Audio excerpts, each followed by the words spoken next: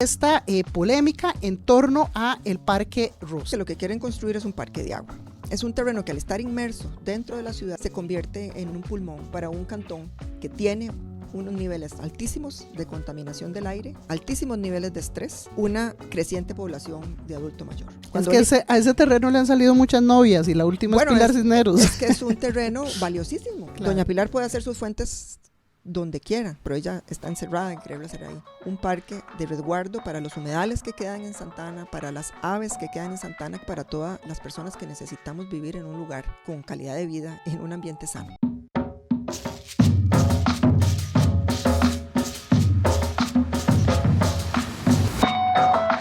Tenemos que hablar es un espacio seguro para tener conversaciones aterrizadas sobre la política nacional. Buscamos traducir el contexto político y sumarlo a experiencias cotidianas, que nos permita reflexionar y nos anime a tomar acción desde el metro cuadrado que habitamos en este planeta. Esto es Tenemos que hablar.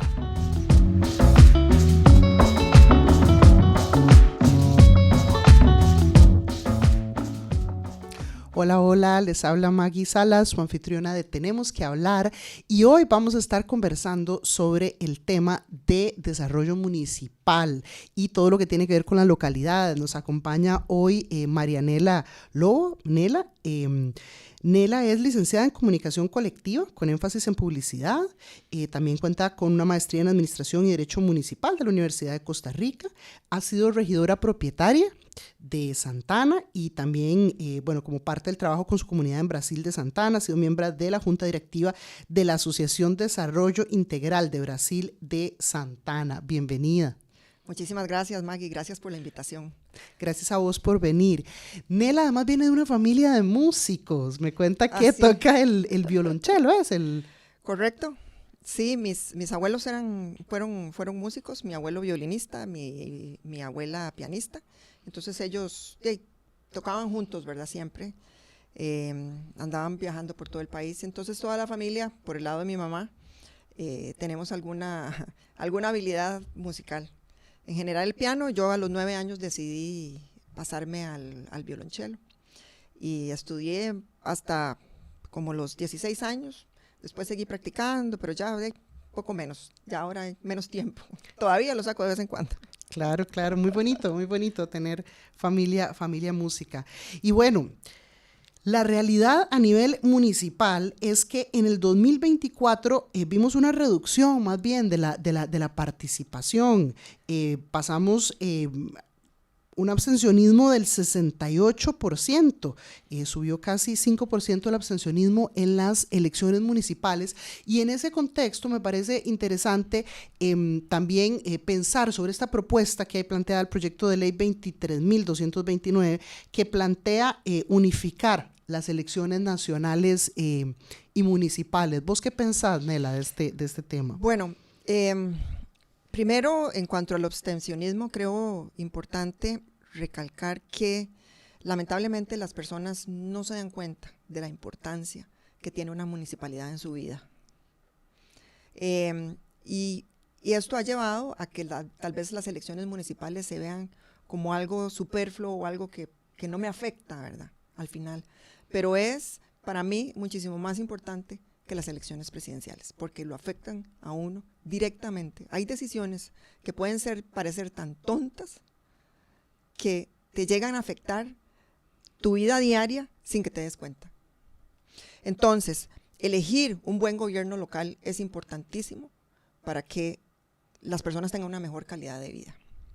Ahora, hablando del proyecto de ley, definitivamente me parece una aberración volver atrás en temas electorales y volver a juntar a las elecciones municipales con las nacionales, porque al final de cuentas esto lo que va a hacer es disminuir ¿cuál será la palabra correcta? Relegar a las autoridades locales a un segundo plano. Y entonces va a ser peor, porque la gente ni siquiera se va a dar cuenta de cuál es el candidato por alcalde que está en su cantón. Y esto, por supuesto, vuelve, como digo yo, a afectar la calidad de vida de todos nosotros.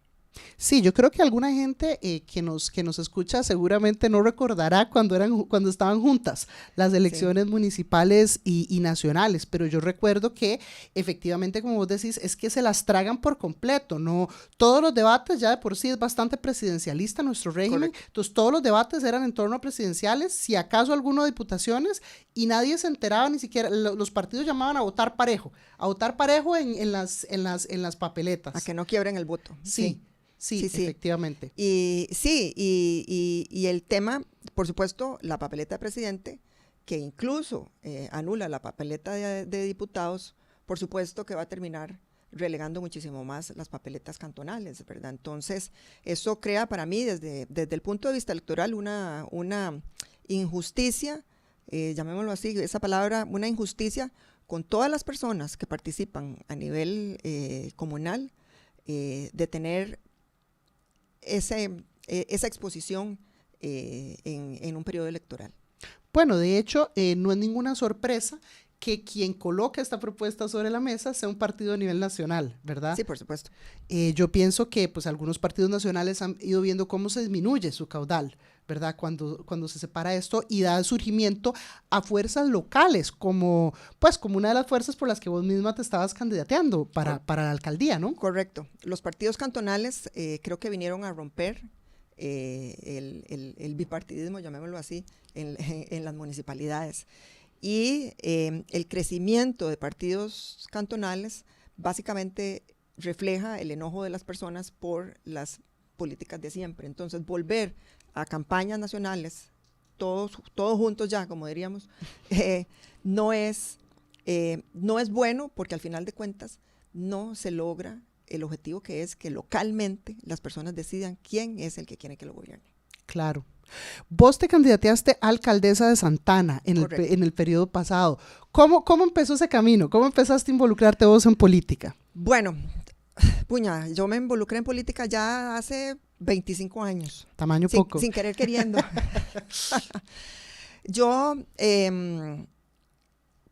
recién pasada a vivir a Santana, dejé de trabajar por motivos personales, o sea, estaba embarazada, tenía mi primera hija pequeña y decidí que necesitaba un impas para poder, digámoslo así, darle forma a mi familia, ¿verdad? En ese momento.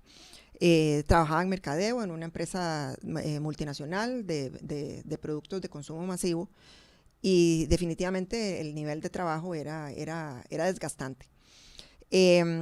Pero una vez que nació mi segunda hija, empezar a buscar trabajo ya fue muchísimo más complicado.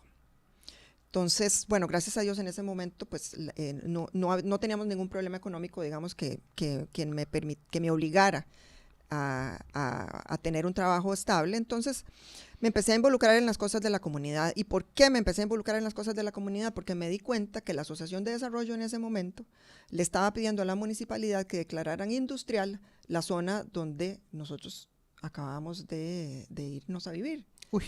Entonces, yo empecé a pensar, o sea, ¿pero qué es esto? Ni siquiera me enteré, o sea, nadie me vino a preguntar. Yo que vivo aquí, nadie me preguntó cuáles son las condiciones en las que vivimos, como para poder definir que eso se convirtiera en una zona industrial. Y fue en el proceso en que ya estaba por construirse la nueva etapa de la Ruta 27, ¿verdad? Entonces yo vivo muy cerca de la Ruta 27. Entonces decidí involucrarme primero en la Asociación de Desarrollo. Entonces, bueno, me metí en la asamblea, etcétera, ya logré ingresar a la junta directiva. Que también es importante que las personas entiendan que participar en los temas comunales también es muy importante. Ahora así como hay falta de participación en las elecciones, también hay falta de participación en los movimientos locales, que son importantísimos, y las asociaciones de desarrollo también son un elemento importante en el desarrollo de las comunidades, porque ayudan a traer recursos para poder hacer cosas en un distrito. Entonces me involucré en la junta directiva y ahí empezamos a trabajar, me empecé a enterar ya de cosas. Después un amigo me empezó en el 2001, cuando se iba a dar la primera elección a alcaldes separada de las nacionales, él me contactó y me dijo que él estaba en el Partido del Sol, que era un partido cantonal, que necesitaban ayuda para participar el día de las elecciones en la escuela de la localidad, que es en la escuela de Brasil, el distrito donde yo vivo. Y así empecé. Empecé ayudándoles ese año, en el 2002, en la escuela específicamente, en el trabajo de la escuela del día de las elecciones. Y poco a poco me fui involucrando un poquito más en el partido. Hasta que participé en las elecciones del 2010, que fue la última elección donde se eligieron los regidores y los síndicos junto con las papeletas de presidente. Perdón, que esto se me está cayendo. Entonces, y gané. Participé como regidora en el segundo lugar y pasé, por así decirlo. O sea, llegué al Consejo Municipal. Llegué sin saber absolutamente nada más de lo que se conversaba dentro del partido, pero realmente sin conocer lo que era ser un regidor municipal. Y ahí te enfrentas, te enfrentas a todo. Primero, viniendo de trabajar en una empresa privada, te enfrentas al letargo de una institución pública. Pero al mismo tiempo aprendes que tenés que trabajar con los recursos que tenés, ¿verdad? En el sentido de que la Municipalidad de Santa Ana no es una municipalidad que tiene recursos, por supuesto, o sea, claro, recursos económicos. Y en general, la gente que yo conozco que ha llegado al Consejo Municipal, por lo menos del 2010 para acá, es gente buena, o sea, es gente que tiene buenas intenciones. Para mí la corrupción empieza en el momento en que vos empezás a poner tus intereses particulares frente a los intereses comunales, ¿verdad? Entonces, yo creo que parte del tema importante en una municipalidad es la voluntad política, la voluntad de querer ayudar realmente a que las cosas sucedan y se hagan. Y entonces, enfrentarte al alcalde toda la vida no te sirve de nada porque no vas a lograr nada ni vas a dejar que las cosas se hagan tampoco. Entonces, es llegar a una relación ahí simbiótica entre todos los grupos para poder gobernar de alguna manera y que las cosas se vayan haciendo y el cantón prospere de alguna manera. Y entonces así fue como llegué a la municipalidad. Estuve 6 años porque, como te digo, fue el proceso de cambio de las elecciones nacionales a municipales. Y fue una experiencia, he de decir que gratificante, no me esperaba que me iba a gustar tanto. Y fue cuando decidí que tenía que aprender más, o sea, que no podía estar ahí sin realmente conocer a profundidad qué es lo que se estaba haciendo. Y fue cuando decidí entrar a la maestría de Administración y Derecho Municipal. Yo he encontrado que la política es como un virus, a vos te pica y entonces en adelante, como empezás a involucrarte y cada vez tenés más información sobre todo lo que puedes hacer y todo lo que puedes contribuir y cambiar las cosas en la comunidad a partir del trabajo desde la función pública, seguís involucrada y seguís involucrada en cada elemento, porque yo tengo la impresión de que, como vos bien decís, es que el aparato público es obviamente mucho más lento que el privado, pero es que tiene un alcance. Correcto. Un alcance que no se va a tener desde el sector privado, porque esa es su función. Su función es velar por los intereses de esa comunidad. Yo pienso que además la gente sabe poco sobre cómo hace un poco espejo. Yo siento que hace espejo la estructura de la municipalidad de la nacional, en el sentido que tenés una alcaldía que viene a ser como la presidencia, tenés un conjunto de regidores que vienen a ser como diputados y diputadas, correcto, ¿verdad? De un órgano ahí deliberativo, pero tenés otro montón de puestos que la gente no se imagina, como síndicos y concejales de distrito. Correcto, la estructura es bastante grande.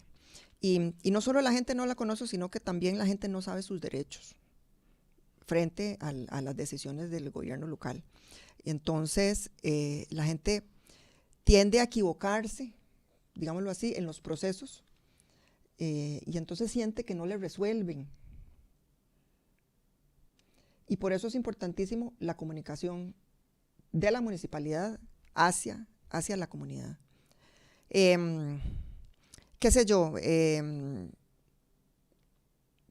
alguien pone una denuncia o quiere poner una denuncia porque el vecino de la par está cortando los árboles en zona de protección, qué sé yo.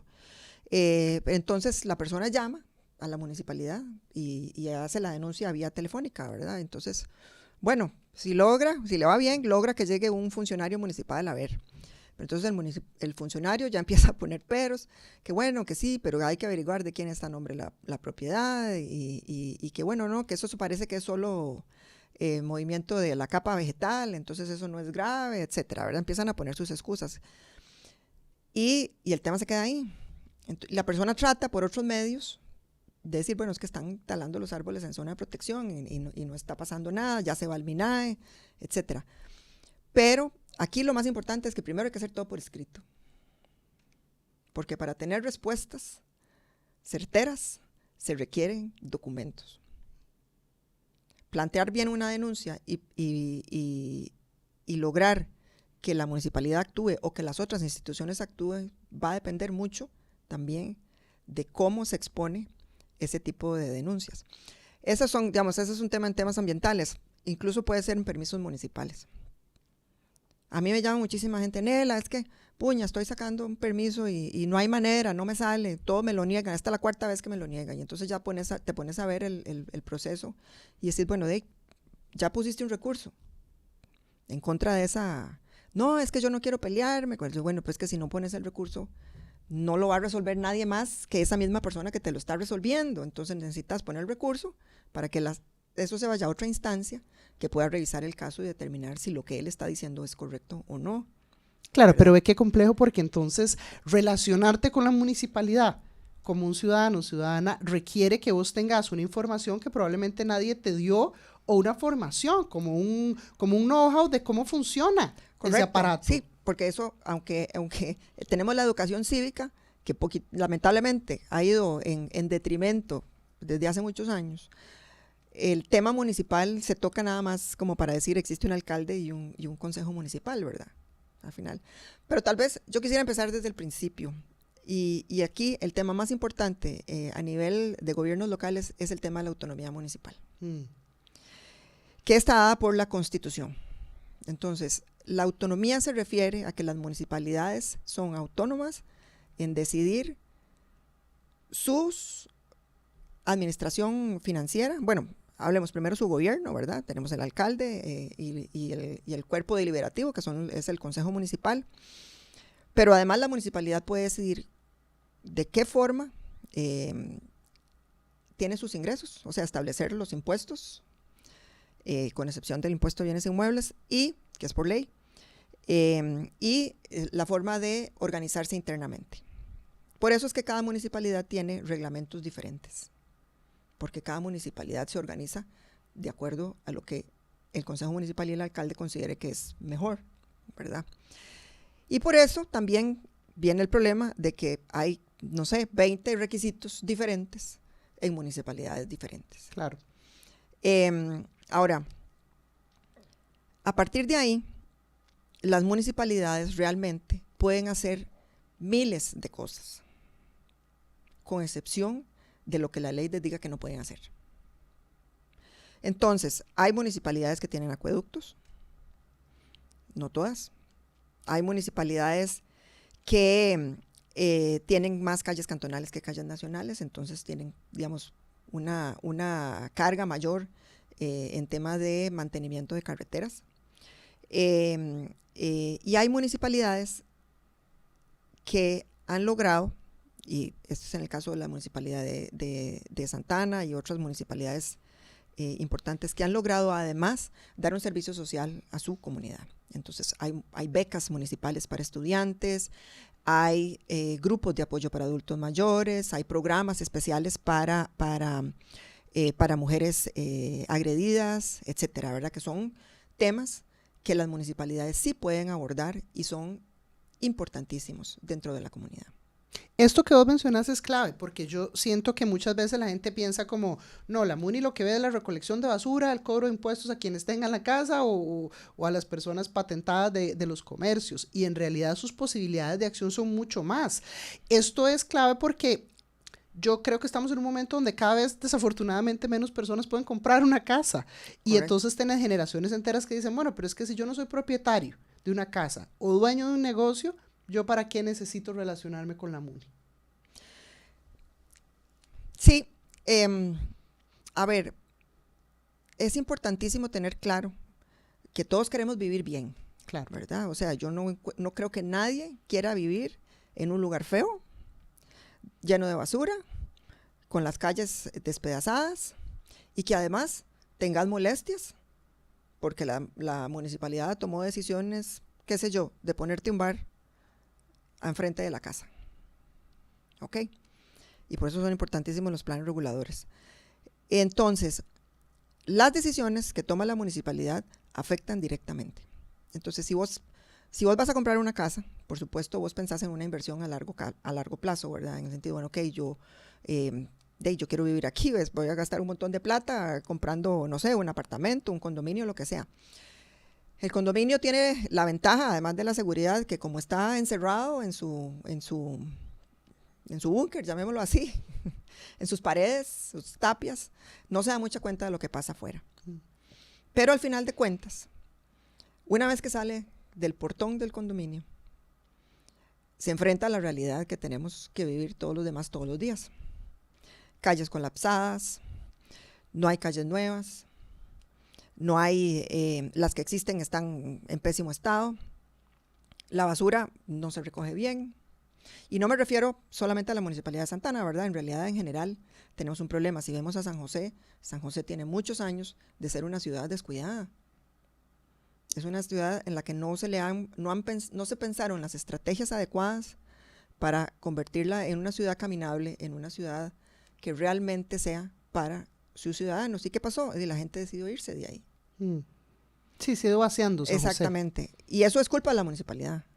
La verdad, no es culpa del gobierno central, es culpa de la municipalidad. Que vos no te guste vivir donde estás, es culpa de la municipalidad. Sí, hay muchas cosas que una municipalidad puede hacer para que vivir en ese lugar sea atractivo. Yo recuerdo que Santana tenía un programa, de hecho, de impulso a la música, ¿verdad? Correcto, la Escuela Municipal de Artes Integradas. Ajá, y es parte de lo que puede hacer una municipalidad, ¿verdad? De brindar cuáles son los servicios que me brinda. Ahora que pues tenemos un poquitito más de conciencia sobre el tema ambiental, si la municipalidad brinda o no servicios para la recolección de residuos separados. ¿No? Uh-huh. Todo este tipo de programas impactan mucho la calidad de vida de la gente. Incluso digamos, en comunidades vulnerables, en comunidades donde digamos, hay mayormente mujeres jefas de hogar, ¿verdad? Donde las condiciones son muchísimo más complicadas que en otras, la municipalidad puede hacer muchísimos aportes para mejorar la calidad de vida de estas personas. Construyendo parques, construyendo espacios públicos donde los muchachos puedan disfrutar, ejercitarse, recrearse y estar fuera del espacio, digamos, de las drogas. Igual en temas educativos, la municipalidad, por supuesto, no puede tener injerencia en el currículum académico de las escuelas, pero sí puede ayudar muchísimo en temas de infraestructura, en temas de educación también, o sea, brindando, qué sé yo, algunos talleres o cursos o actividades para los chicos que los ayuden a mejorar. En Santa Ana hubo un programa que se llamaba Las Casitas de Escucha, que era específicamente para niños vulnerables, para evitar suicidios. Y son temas que la gente no se da cuenta que los hace la municipalidad. ¿Por qué? Porque, digámoslo así, están ocultos, no se ven. O sea, lo que la gente ve es la recolección de basura y el arreglo de calles.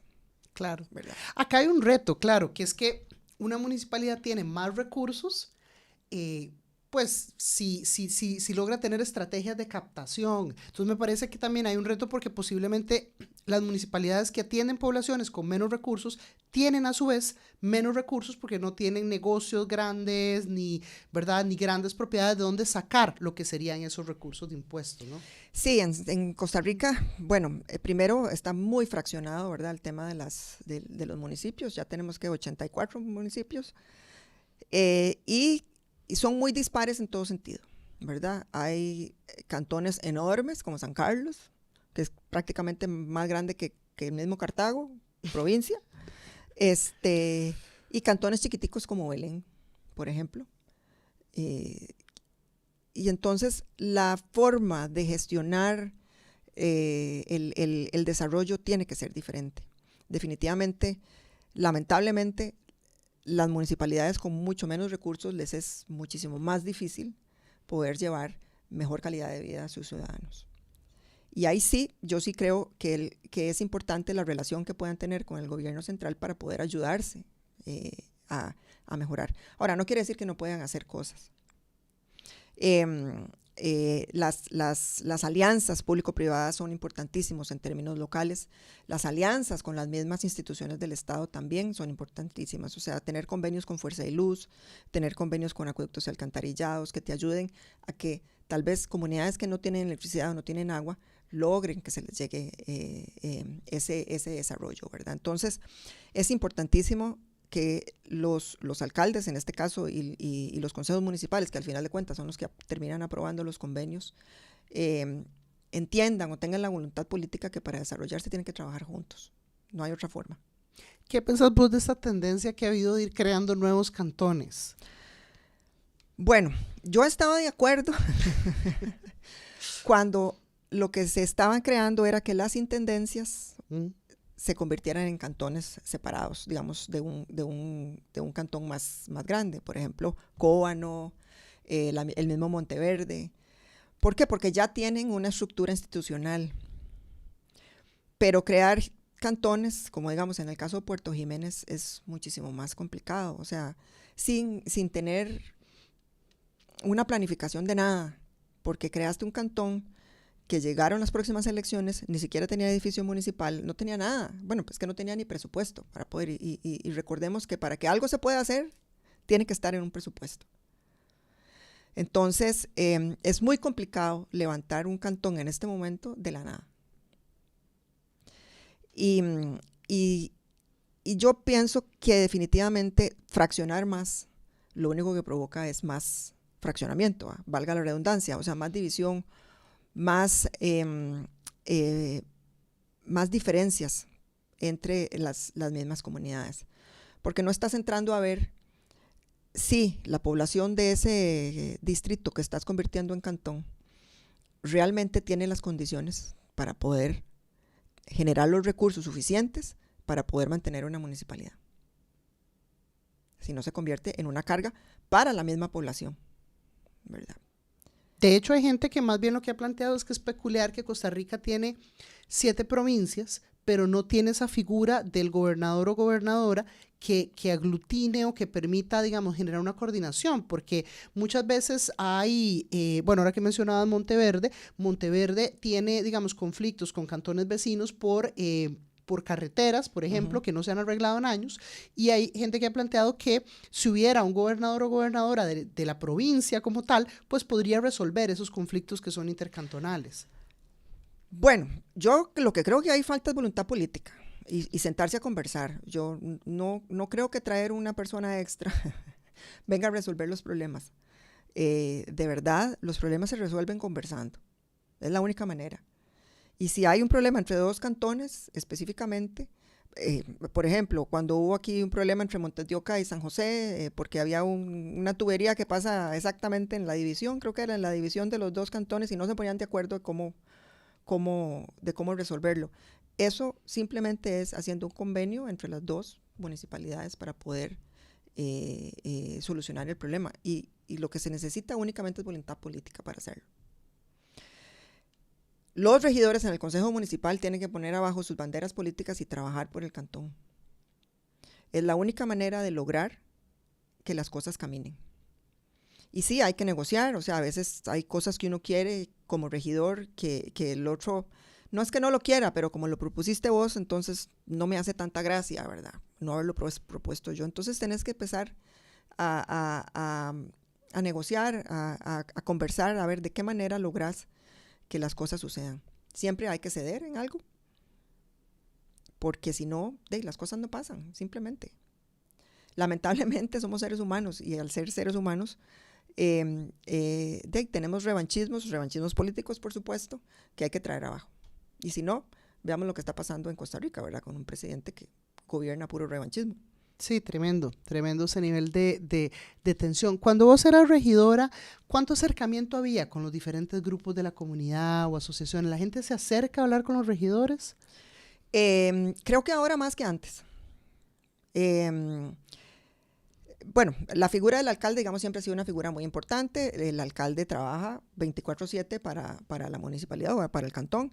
En cambio, los regidores trabajan de ahí, digamos, tienen una dieta por la asistencia a las sesiones y tienen que, digamos, continuar trabajando, continuar su vida normal durante el resto del día. Entonces, digamos que el Consejo Municipal no está tan cercano a la comunidad como sí lo está el alcalde. Ahora, eso no quiere decir que los regidores no puedan involucrarse y asistir a las reuniones, ya sea a las asociaciones de desarrollo, por invitación o porque le interesa el tema. Pero sí es muy importante. Yo creo que la participación de las comunidades es lo ideal para entender qué es lo que la comunidad quiere y cómo poder resolverlo. Te pongo ejemplos. En Santana tenemos un presupuesto participativo, tenemos un reglamento de presupuestos participativos donde cada distrito recibe una porción del presupuesto municipal para desarrollar proyectos que la misma comunidad propone. Entonces, se hacen ciertas reuniones, la comunidad llega a esas reuniones a través ya sea de organizaciones ya conformadas o en forma independiente, presentan los proyectos y el Consejo de Distrito decide cuál es la priorización de todos los proyectos presentados. Pero hay distritos donde se han presentado hasta 40 proyectos en un año, lo cual quiere decir que la comunidad sí quiere que se hagan cosas. Mucho interés, mucho interés. Lamentablemente el presupuesto es limitado y no se puede todo, ¿verdad? Pero la priorización que le da el Consejo de Distrito para mí es de lo más importante y que tanto el alcalde y el Consejo Municipal tienen que respetar eso. De lo contrario, entonces, para nada está el presupuesto participativo, ¿verdad? O sea, si al final el Consejo decide, no, esto lo quito y pongo esto otro en el presupuesto local, pues entonces no funciona. Pero gracias a Dios, digamos, en Santana por lo menos sí funciona el sistema. La gente propone proyectos, se decide, el Consejo de Distrito decide la priorización. En la segunda etapa, la alcaldía o la administración decide, bueno, si realmente le alcanza el presupuesto que tenía ese distrito para todos la priorización que puso, si no, ahí se acomoda un poquito. Pero se trata de verdad de cumplir con los proyectos que la comunidad pide. ¿Cuál es el problema? Que si segregas demasiado el presupuesto, la capacidad de ejecución se limita, ¿verdad? Uh-huh. Porque entonces tenés que, como los procesos son lentos y engorrosos, ¿verdad? No es lo mismo hacer un mismo proceso para un proyecto de 200 millones que 20 procesos para un proyecto de 10 millones de colones, pero para 10 proyectos de 10 millones de colones. Entonces, eso conlleva a que a veces las cosas no sean tan rápidas como uno quisiera, ¿verdad? Y es a veces lo que genera frustración en la misma comunidad, como que bueno, nosotros presentamos un proyecto hace 5 años y no se ha logrado hacer y no sé qué, y entonces te vas a revisar y sí, el proyecto de sí es que era un proyecto de 250 millones de colones, ¿verdad? Donde definitivamente sobrepasaba incluso el presupuesto del mismo Consejo de Distrito, pero ahí es donde como alcalde y como consejo municipal tenés que tener la visión de decir, bueno, ok, este proyecto de 250 millones de colones realmente es importante para el distrito. Entonces, ok, no se pone en presupuesto participativo, pero se pone en el presupuesto municipal. Digamos, aparte de los recursos que se le dan al consejo de distrito. ¿Por qué? Porque definitivamente tenemos que tener la visión del cantón que queremos tener. Y eso al final de cuentas nos lleva a pensar en que la comunidad es la que nos tiene que decir qué es lo que está pasando en su comunidad, o sea, en su alrededor. Desde ayer estuvo, por cierto, el ministro de Seguridad en el Consejo Municipal a raíz de que en menos de 10 días se dieron como 3 muertes, muertes violentas, llamémoslo así. Sí. Y el ministro nos explicaba que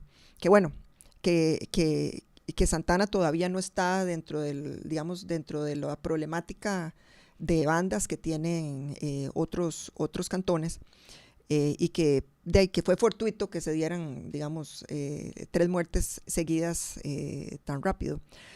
Pero el hecho de que el ministro accediera primero a llegar al Consejo Municipal, accediera a ser cuestionado y accediera a ser junto con la Policía Municipal y la Policía y Fuerza Pública, accedieran a escuchar al Consejo Municipal, escuchar las preguntas de la comunidad, ¿verdad? Porque ahí mismo se estaba tratando de consultar las preguntas que estaban en el live del Facebook, ¿verdad? Porque las sesiones se transmiten en vivo.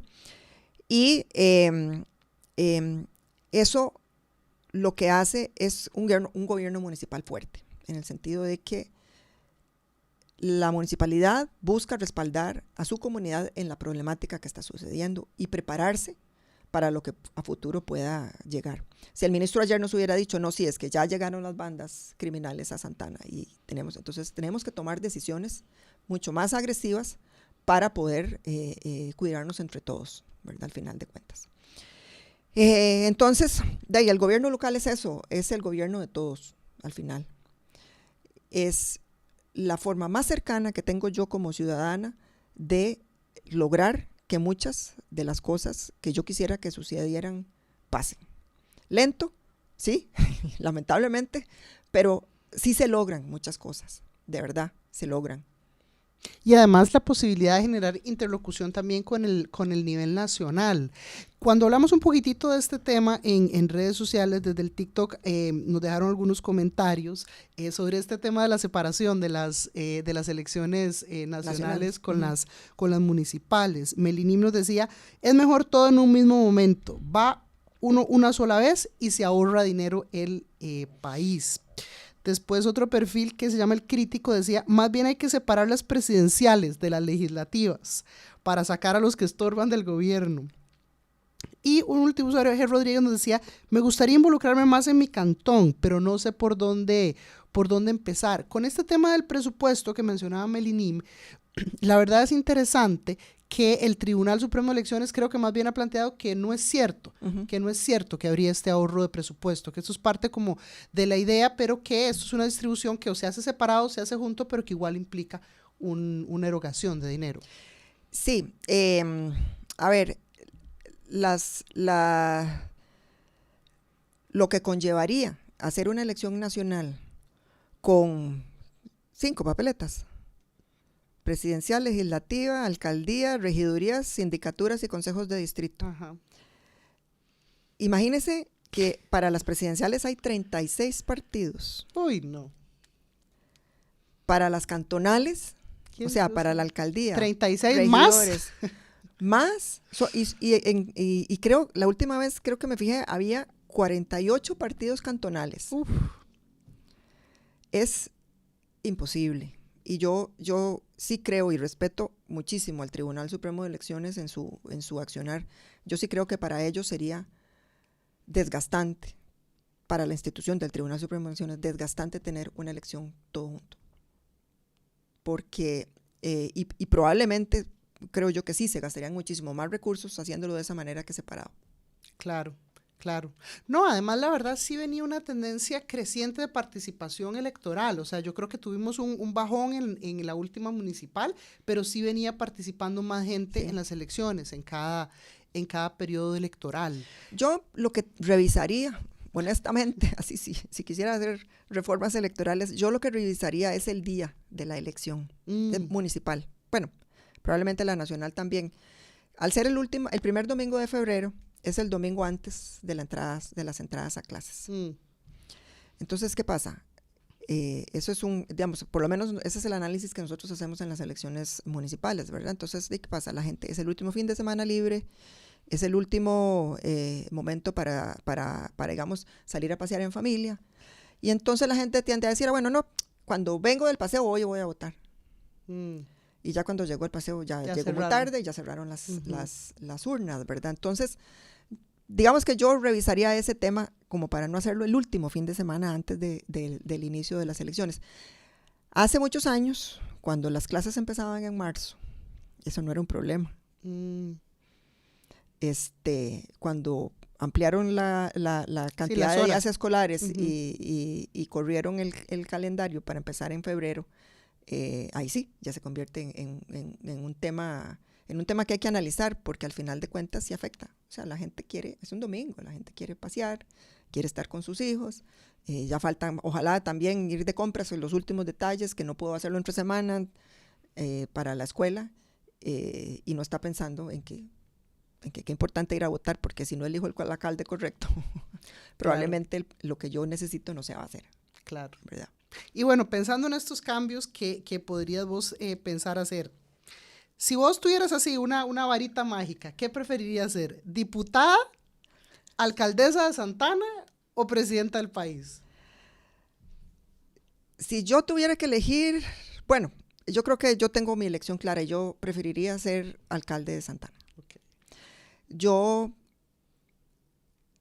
por lo que he aprendido, yo tengo una incidencia en el cantón.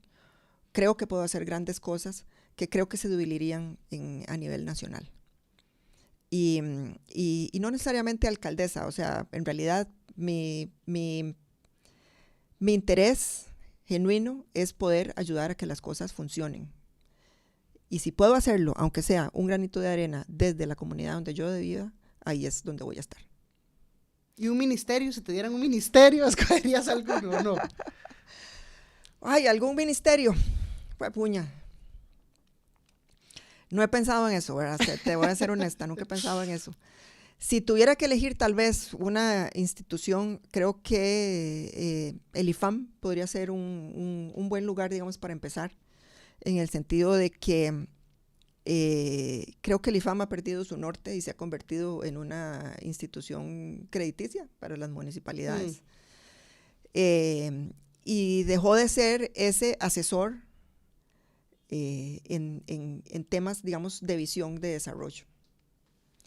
Creo que eso ese sería, digamos, tal vez algo en lo que yo que podría pensar en dar un aporte más allá, digamos, de lo que puedo hacer a nivel cantonal.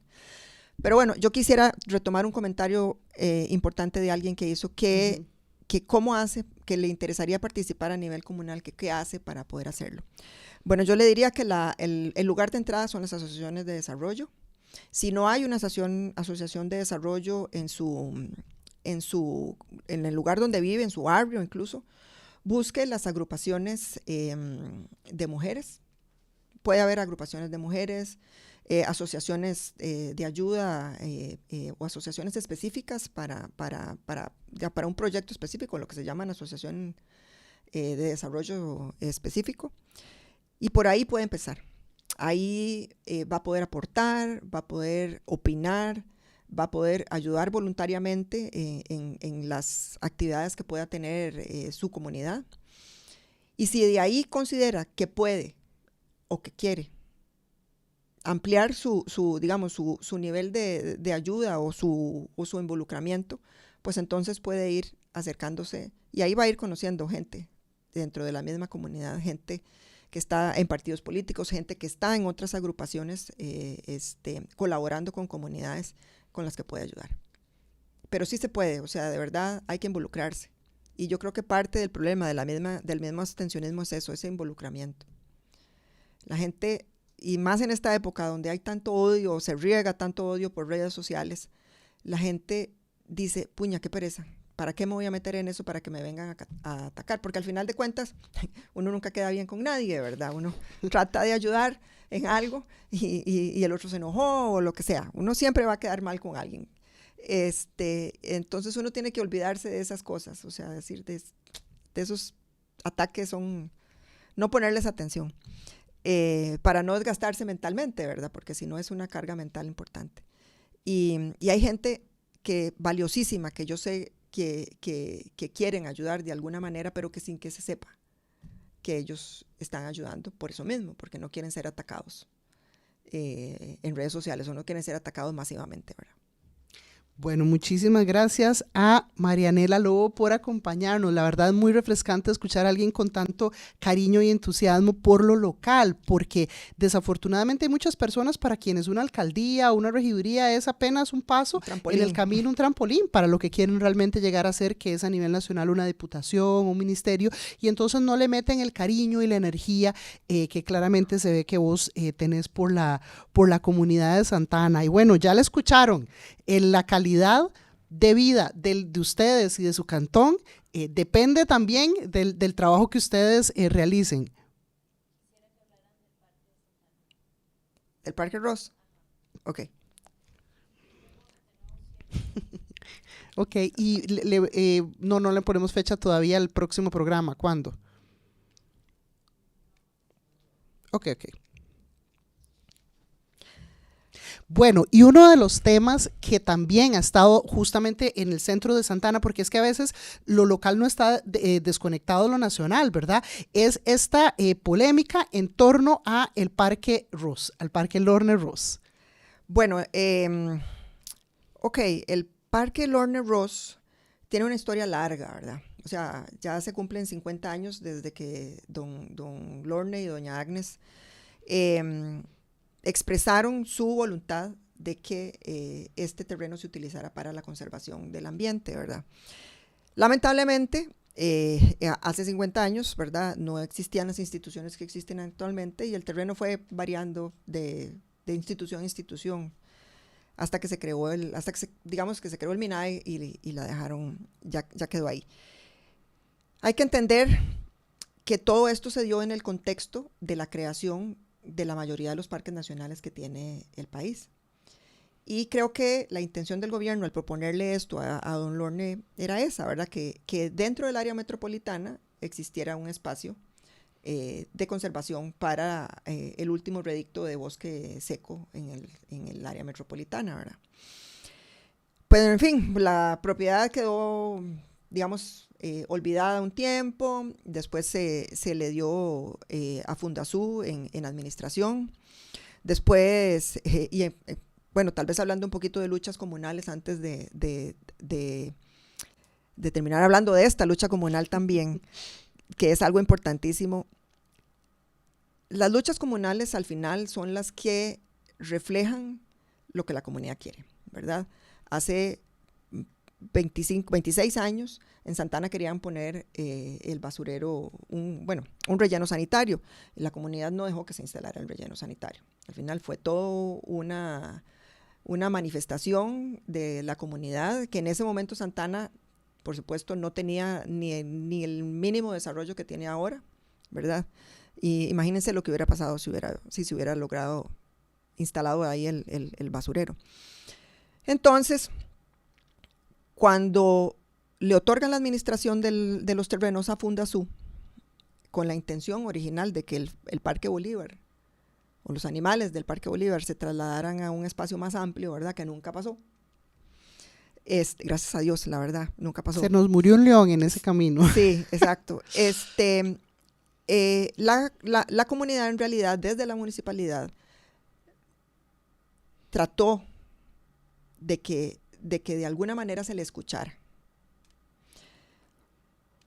Después vino el Proyecto Gol, que yo no sé si recuerdan que originalmente lo querían poner en las instalaciones donde es el Centro de Conservación Santa Ana, y la comunidad igualmente se manifestó, en ese caso en apoyo a Fundasú, para que no les quitaran un pedazo de terreno y continuar haciendo para conservación. Y nuevamente, 25 años después, nos toca otra vez pelear para que este terreno sea para la conservación. La Municipalidad de Santa Ana, y he de decir que todos los partidos políticos desde el Consejo Municipal han venido haciendo propuestas de cómo, y digo no en forma independiente, ¿verdad? Es en forma conjunta, en el sentido de que son propuestas de qué forma debería desarrollarse esa propiedad. ¿Por qué? Es una propiedad enorme en el puro centro del cantón que tiene una incidencia no solo ambiental, ¿verdad? Porque es un corredor biológico que viene desde los cerros de Escazú, a través del río Uruca y hasta llegar al río Virilla, ¿verdad? Que es toda la vertiente del río Uruca. Pero además es un terreno que al estar inmerso dentro de la ciudad, que ha crecido inmensamente, ¿verdad? Se convierte en un espacio, en un pulmón para un cantón que tiene unos niveles, primero, altísimos de contaminación del aire, altísimos niveles de estrés y una creciente población de adulto mayor. Yo sé que en todo el país es así, pero en Santa Ana como ha mejorado en realidad la calidad de vida muchísimo, es el cantón número 1 en desarrollo en desarrollo humano, eso ha generado también que se requieran espacios para que la población pueda disfrutar.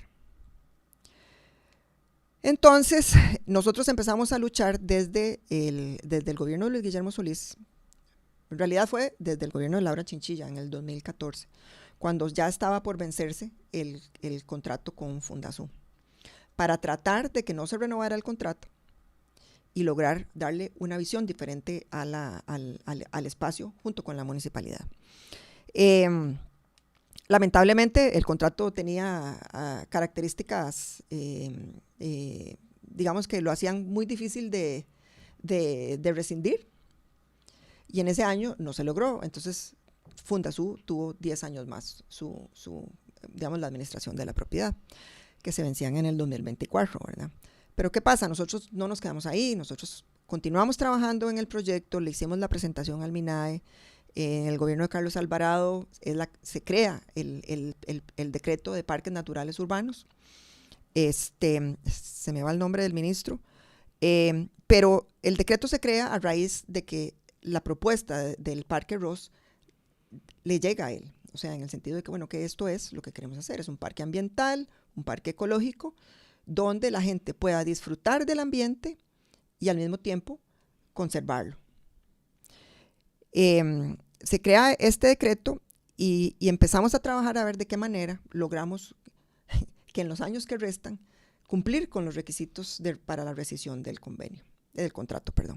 Y esto se logra al final del gobierno de Carlos Alvarado, y al ministro Tattenbach le toca firmar la carta, creo que es el documento número 001 que firmó para rescindir el convenio.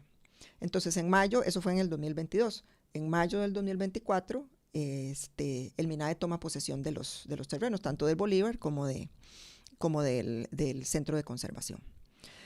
Ahora, nosotros, como hemos venido, te digo, esto ya es una labor de muchos años, por iniciativa popular presentamos un proyecto en la Asamblea Legislativa, y el IFENSAC y el Partido Liberal Progresista nos apoyó en llevar todo el proceso legislativo para su aprobación.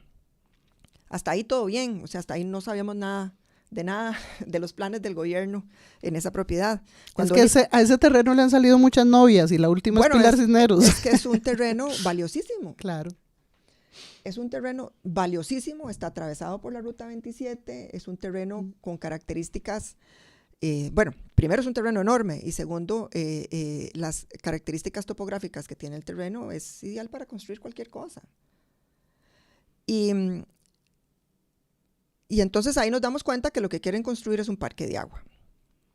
Entonces, bueno, como comunidad, por supuesto, nos empezamos a preocupar, porque de ahí es el gobierno central el que quiere hacer eso, ¿verdad? A pesar de que es Pilar Cisneros la que lo impulsa, definitivamente de ahí va a ser un proyecto del gobierno.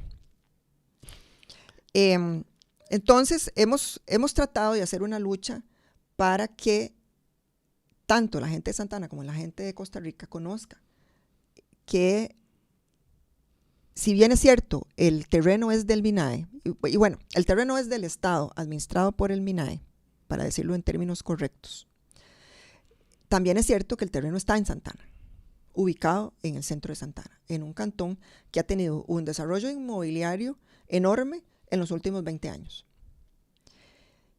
Y que todos los que vivimos en Santa Ana queremos que Santa Ana siga siendo, de alguna manera, Santa Ana, ¿verdad? Por algo nos fuimos a vivir ahí. Los que llegamos hace 20 años a vivir a Santa Ana buscábamos esa sensación de vivir en el campo, que se ha ido perdiendo, ¿verdad? Y entonces, eliminar esta propiedad, o eliminar el uso de conservación que tiene esta propiedad, para nosotros es un impacto fuertísimo, porque va a conllevar también un impacto adicional nocturno que no existe en este momento, ¿verdad? Como lo expresó en la última Comisión de Ambiente los diputados de gobierno, que las fuentes de agua solo van a funcionar de noche, porque para el que conoce el proyecto que está en Perú, que es la copia que quieren hacer, ¿verdad? Es un proyecto de aguas que en realidad lo que tiene sí son fuentes que no voy a negar, las fuentes son bonitas, a mí me gustan las fuentes, por supuesto. Pero es un proyecto que adicional a eso tiene eventos masivos, tiene actividades nocturnas que van a venir a colapsar el cantón muchísimo más de lo que ya está. Entonces, van a venir más presas, van a venir, porque además a ese lugar no se puede llegar a pie, o sea, solo en carro se puede llegar. Entonces, definitivamente es algo que la mayoría de los santaneños no queremos. Y por eso estamos luchando y tenemos una lucha comunal grande, ya lo hemos logrado conseguir. Bueno, entregamos más de 15,000 firmas en la Asamblea Legislativa, pero ya tenemos 16,000. Y estamos, por supuesto, buscando muchísimo más firmas para que el proyecto del Parque Natural Urbano Lorne Ross sea una realidad. Doña Pilar puede hacer sus fuentes donde quiera. Estoy segura que ahora otras municipalidades le han propuesto propiedades, pero ella está encerrada en quererlo hacer ahí. Nosotros queremos un parque de resguardo para los humedales que quedan en Santana, para las aves que quedan en Santana que necesitan esos humedales y por supuesto para todas las personas que necesitamos vivir en un lugar con calidad de vida y en un ambiente sano. Bueno, muchísimas gracias a Marianela Lobo, se nos va el tiempo. Gracias por compartir la importancia de que involucrarnos localmente permite que determinemos cómo es el cantón que queremos vivir. Si usted en estos momentos están ocurriendo cosas que usted no quiere que sucedan en su cantón, usted puede ser parte de las fuerzas vivas que ayuden a transformar la cara de cómo se ve su cantón. Y bueno, sumándose desde las luchas comunales, participando en los espacios formales, en las asociaciones de desarrollo, como regidora, hasta incluso como alcaldesa. Dejarle la invitación a los gobiernos locales. Escuchen a la población, escuchen a las organizaciones y a las personas de cada una de sus comunidades y eso va a generar una ciudadanía más contenta con su gestión, más involucrada y más participativa. Invitarles como siempre a que se involucren dentro de los procesos organizativos de su comunidad y que vayamos construyendo entre todos y todas el país que queremos vivir. Muchas gracias por acompañarnos. Soy su anfitriona Maggie Salas de Tenemos que Hablar y nos vemos en el próximo episodio. Gracias por escucharnos.